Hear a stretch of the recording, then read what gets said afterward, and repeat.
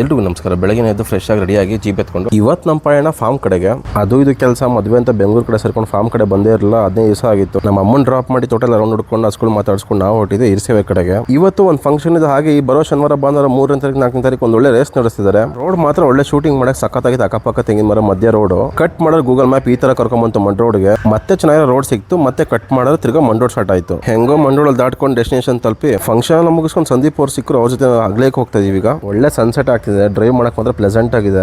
ಏನ್ ಹೇಳಿ ಬೆಂಗಳೂರು ಎಷ್ಟು ಸಂಪಾದನೆ ಮಾಡ್ಬೋದು. ಈ ತರ ಆಚೆ ಬಂದು ನೆಮ್ಮದಿಯಾಗಿರೋ ಊರೇ ಚಂದ. ಸುಮ್ಮನೆ 2 ಕಾರ್ ಹಾಕಿ ಅವ್ರ ಕಾರ್ನ ಪಾರ್ಕ್ ಮಾಡಿ ಅವ್ರ ಜೀಪಲ್ಲೇ ಹೊರಟ್ವಿ ರೇಸ್ ಪಿಚ್ ಕಡೆಗೆ. ಈ ಅಗ್ಲೇಯ ಗ್ರಾಮದಲ್ಲಿ ರೇಸ್ ನಡೀತಿರೋದು. ಇದು ಬಂದು ಒಂಥರ ಬಾರ್ಡರ್ ಬರುತ್ತೆ. ಅಗ್ಲೇಯ ಅನ್ನೋ ಗ್ರಾಮ ಬಂದು ಕೇರ್ಪೇಟೆ ತಾಲೂಕು ಮಂಡ್ಯ ಜಿಲ್ಲೆ ಕಡೆ ಶ್ರವಣಬೆಳಗೊಳಕ್ಕೂ ಹತ್ರ.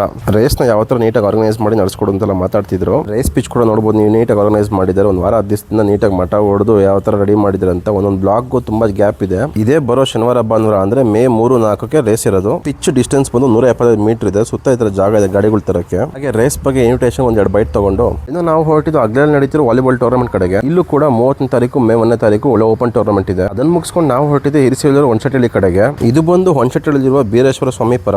ಇದು 2 ವರ್ಷಕ್ಕೊಮ್ಮೆ ನಡೆಯೋದು. ನಮ್ಮಸ್ತರು ಆಚೆ ದಾನಿಗಳು ಎಲ್ಲಾರು ಸೇರ್ಕೊಂಡು ಮಾಡುವಂತ ಪರ ಇದೆ. ಇವತ್ತು ಅಂದಾಜು 10,000 ಜನಕ್ಕೆ ಅಡಿಗೆ ರೆಡಿ ಮಾಡಿಸಿದ್ದಾರೆ. ಈ ವರ್ಷನೂ ಸಖತ್ತಾಗಿ ದೇವ್ರ ಮೆರೆಸಿ ನಡೆಸ್ಕೊಟ್ರು. ನಾವು ಊಟ ಮಾಡ್ಕೊಂಡು ಮನೆ ಕಡೆ ಬಂದ್ವಿ.